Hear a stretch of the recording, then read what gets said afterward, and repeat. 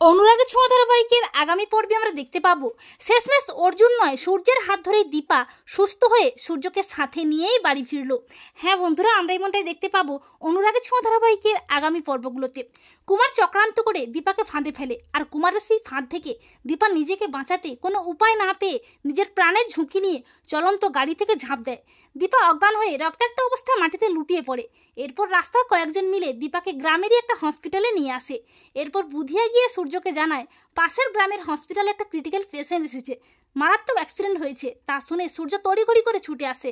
সেখানে এসে দীপাকে রক্তাক্ত অবস্থায় দেখে হতবাক হয়ে যায়। সূর্য কি করবে কিছুই বুঝতে পারে না। সূর্য দীপাকে জড়িয়ে ধরে, আর সূর্য একটু ছোঁয়া মাত্রই দীপা সাড়া দেয়। দীপা ঘরের মধ্যে ডাক্তারবাবু ডাক্তারবাবু করতে থাকে, আর সূর্য বলে দীপা তোমার কিচ্ছু হবে না, তোমাকে বাঁচতেই হবে। এরপর অর্জুনও খবরটা পেয়েই তড়িঘড়ি করে ছুটে আসে দীপার কাছে। আর অর্জুন পরিস্থিতির চাপে পড়ে বাধ্য হয়ে নিজেকে দীপার স্বামীর পরিচয় দেয়। আর তখন সূর্যও চলে আসে।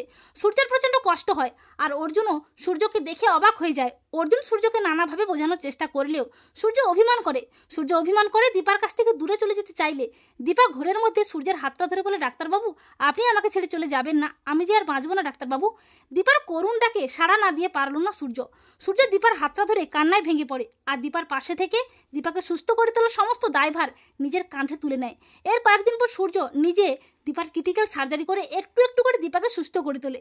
এর কয়েকদিন পর দীপা যখন অনেকটা সুস্থ হয়ে ওঠে, তখন সূর্য দীপাকে বলে দীপা আমি আমার দায়িত্ব পালন করেছি, আমি তোমাকে সুস্থ করে দিয়েছি, এবারে যাও দীপা, তুমি তোমার নতুন হাজব্যান্ড অর্জুনের সাথে বাড়ি ফিরে যাও, নতুন জীবন শুরু করো, আর আমাকেও আমার মতো করে বাঁচতে দাও। সূর্যের মুখে কথা শুনে চমকে যায় দীপা। দীপা বলে ডাক্তারবাবু আপনি এসব কি বলছেন, কেন বলছেন, কে বলেছে আপনাকে? তখন সূর্য বলে কেন, ডক্টর অর্জুন চক্রবর্তী তো নিজেই বলেছেন। তখন দীপা বলে ডাক্তারবাবু কে কি বলেছে তা তো আমি জানি না, আপনাকে আমি স্বামী হিসেবে মানি, আর 7 জন্ম আপনি আমার স্বামী। আপনি আমাকে নাইবা আপনার স্ত্রী হিসেবে মানতে পারেন, কিন্তু এখনো পর্যন্ত আমার জীবনে একটাই ভালোবাসা, আর সেটা ডক্টর সূর্য সেনগুপ্ত। 7 জন্ম আমার থেকে আপনার মুক্তি নেই, তাই আপনাকে আমার সাথে বাড়ি ফিরতেই হবে। আপনি না ফিরলে আমিও বাড়ি ফিরবো না, আমিও আপনার সাথেই গ্রামেই থাকবো।